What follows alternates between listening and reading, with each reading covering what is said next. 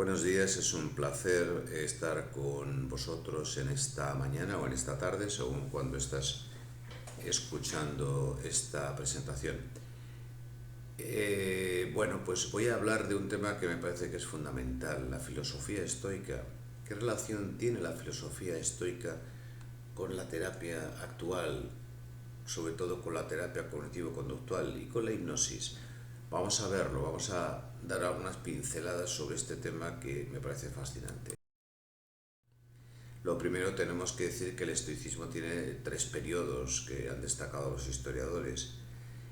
Como vemos, hay figuras ahí fundamentales de la filosofía como Zenón, Cleantes, Crisipo, Panesio, Posedonio, pero realmente los que más nos interesan son los que se llaman de la Estoa Nueva, de la última etapa de esa filosofía estoica que se desarrolló en Grecia y en Roma. Y esto era la Estoa, que era precisamente de donde viene el nombre de esta escuela, que era el pórtico donde se estaban reuniendo en Atenas. Se reunían esos filósofos para intentar buscar la verdad, para intentar ver la lógica que había dentro de los razonamientos, dentro de los pensamientos del ser humano. Y la lógica viene de la palabra logos, que era la forma en que designaban los estoicos la inteligencia que estaba presente en el universo. Sócrates nos habla de que las verdaderas batallas se libran en el interior. Este es un precursor, es anterior realmente al estoicismo.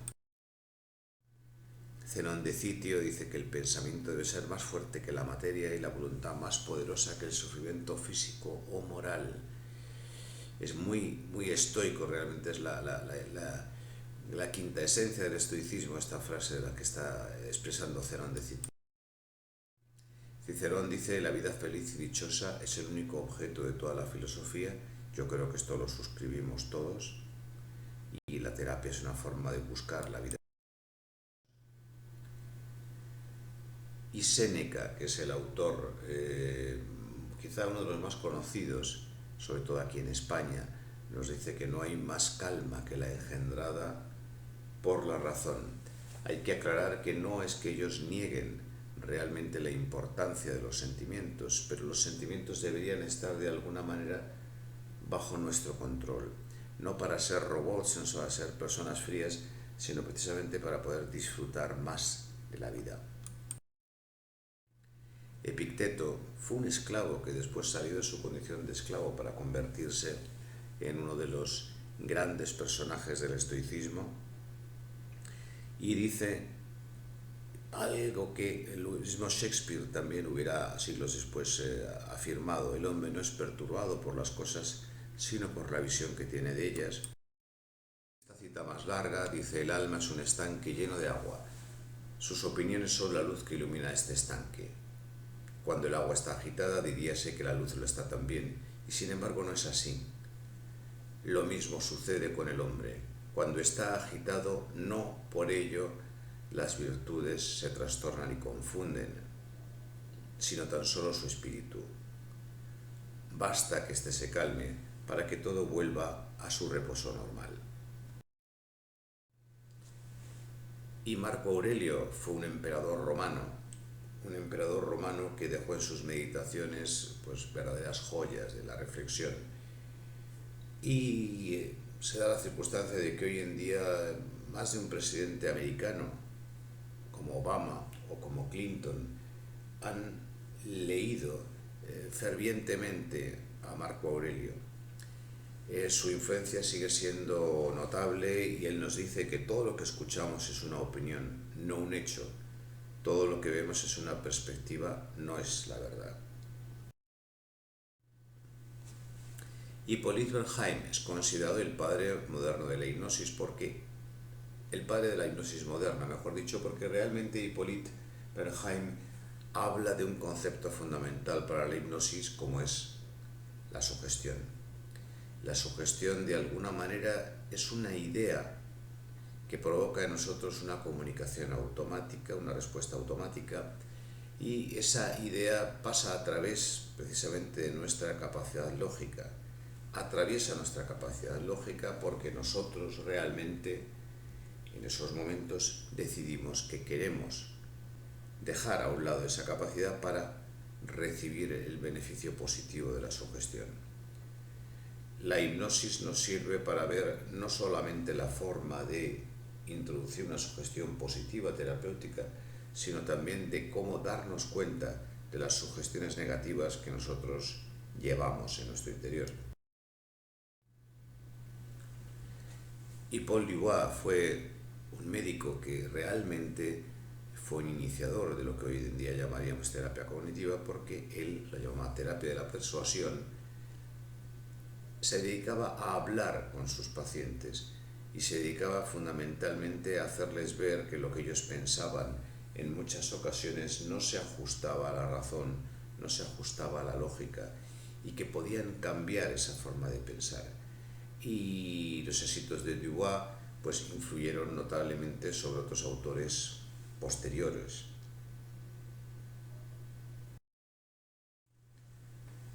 Podríamos hablar de Viktor Frankl también, Viktor Frankl, que se dedicó sobre todo a buscar dentro de la terapia existencial, buscar el sentido de la vida, o el sentido de la muerte, o el sentido del dolor. Es decir, realmente Frankl es el creador de esa logoterapia, de nuevo la palabra logos, esa logoterapia que está buscando que las personas no solamente se curen una fobia, una depresión, sino que vean que la vida tiene un sentido.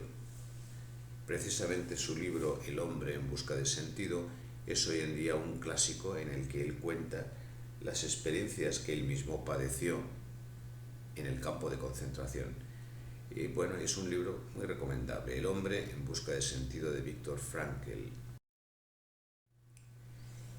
Albert Ellis, este psicólogo americano con el que tuve la ocasión de hablar en cierto momento cuando él vino a Madrid, es realmente el gran padre de la terapia racional emotiva, que ha tenido después muchos seguidores. Fijémonos en esto, terapia racional emotiva, es decir, se admite que nosotros vamos a tener emociones, por supuesto, no vamos a ser personas totalmente frías, pero nuestro razonamiento tiene que ser capaz de ver cuáles son esos pensamientos que verdaderamente nos ayudan, cuáles son esos pensamientos que podríamos llamar disfuncionales. Entonces, en la terapia racional emotiva estamos viendo que hay tres elementos fundamentales. A, aquello que nos ocurre.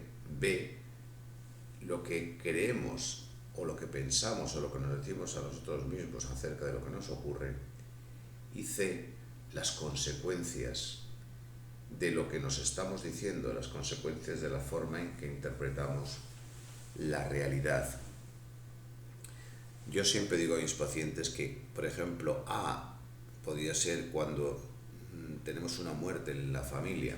Eso seguramente a nadie le va a gustar. Ese es el acontecimiento. A, una muerte de alguien. B, es la reacción que nosotros podemos tener, lo que nos decimos a nosotros mismos a partir de esa muerte. C, serían las consecuencias. Sabemos que hay personas que pueden establecer un duelo complicado, personas que pueden vivir con resignación la muerte de un familiar. Hay muchas diferencias que van a basarse en gran parte en las estrategias cognitivas que las personas empleen.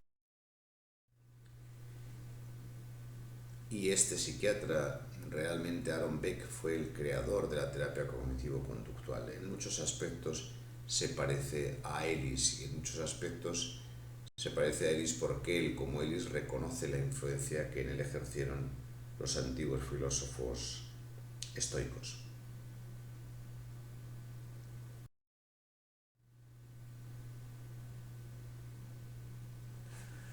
Aquí vemos este esquema básico de la terapia cognitivo-conductual, con esta interacción que hay entre pensamiento, emoción y conducta. Verdaderamente creo que todos podemos estar hoy de acuerdo en esto, es decir, el punto de vista de la terapia cognitivo-conductual es fácilmente comprensible, además, por parte del paciente. Lo que sentimos afecta a lo que hacemos y pensamos, lo que pensamos afecta a lo que sentimos y pensamos, lo que hacemos afecta a lo que sentimos y pensamos. Bien.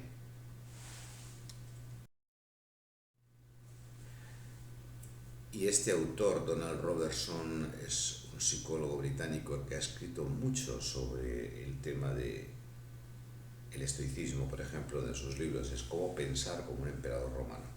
Es uno de sus libros más conocidos. Y él ha establecido esos paralelismos históricos con lo que puede ser realmente el estado actual de la terapia, por lo menos en esa parte que entenderíamos como cognitivo-conductual. Es decir, cuando hablamos de terapia cognitiva estamos hablando solo de la parte que se refiere lógicamente al pensamiento, a la interpretación de la realidad, y luego está la parte conductual, que siempre está en esa conexión con lo que es nuestro pensamiento. Robertson ha hecho un análisis bastante profundo de cada uno de los autores más conocidos, al menos, del estoicismo, y de cómo se pueden aplicar sus enseñanzas todavía hoy, todavía en el mundo actual. A este respecto hay que decir que el estoicismo está muy de moda, es decir, en Internet podríamos encontrar muchísima información acerca de este tema, de esta filosofía estoica muy antigua, pero que sigue siendo muy vigente. Y un concepto fundamental que yo creo que en cualquier terapia debemos tener muy claro es lo que llamaban la dicotomía de control. Este esquema está hecho por Massimo Pigliucci, que es un autor actual también sobre el tema del estoicismo, que él es biólogo, pero también se ha metido en los lindes de la filosofía, en esas lindes difíciles a veces para el pensamiento científico, es la filosofía. Y la dicotomía de control, claro, nos está estableciendo algo que parece evidente, pero que es que tenemos que tenerlo en cuenta siempre en una terapia. Hay cosas que están bajo mi control y hay otras cosas que no están bajo mi control. La resultante o el resultado de los elementos que están bajo mi control y de los que no están bajo mi control se representa ahí en esa tercera flecha, en la flecha diagonal. Pero además tenemos que tener en cuenta que hay un límite de lo que depende de ti. Es decir, nosotros cuando hacemos cualquier actividad tenemos que decir, bueno, ¿qué depende de mí? Vale, estos son los elementos, pero ¿hasta qué punto puedo llegar? ¿Cuánto tiempo puedo dedicar a esto? ¿Cuánta resistencia soy capaz de poner ante esto? Es un punto de vista que debemos ver más claro. Hay veces en que las cosas, pues nos funcionan muy bien, porque aquello que no controlamos y aquello que sí controlamos están en fase, van en la misma dirección, con lo cual ahí es cuando podemos sentirnos agradecidos ante la vida. Las cosas van como tú quieres, siéntete agradecido, es lo que nos dice Pigli. Pero hay ocasiones en que las cosas no van bien, en que no podemos controlar realmente ni con nuestra actitud interna ni con los hechos externos, no podemos controlar lo que nos está pasando. Y los resultados en este caso pueden ser, aversivos, desagradables. Ahí entonces tenemos que decir, pues el universo o el destino o Dios, o según las creencias de cada uno, tiene otras ideas y lo mejor es aceptarlas con ecuanimidad.